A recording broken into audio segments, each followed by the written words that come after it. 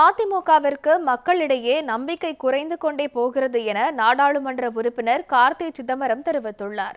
புதுக்கோட்டை மாவட்டம் பொன்னமராவதியில் செய்தியாளர்களை சந்தித்த அவர், அதிமுக சுதந்திரமான அரசியல் கட்சியாக செயல்படக்கூடிய நிலையில் இல்லை என்றும், ஆளுமை மிக்க கட்சி, தமிழ்நாட்டை ஆண்ட கட்சி இந்த நிலைக்கு மாறியிருப்பது எனக்கு மிகவும் வருத்தம் அளிப்பதாகவும் தெரிவித்தார்.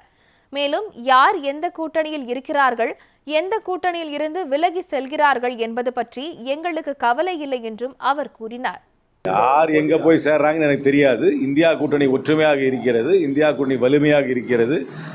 இந்தியா கூட்டணிக்கு இந்திய அளவில் காங்கிரஸ் கட்சி தலைமை தாங்குகிறது. தமிழ்நாட்டை பொறுத்த வரைக்கும் திராவிட முன்னேற்ற கழகம் தலைமை தாங்குகிறது.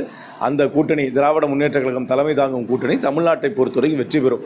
எதிரணியில் யார் சேர்கிறார்கள், யார் கழிகிறார்கள் என்பதை பற்றி எங்களுக்கு கவலை கிடையாது.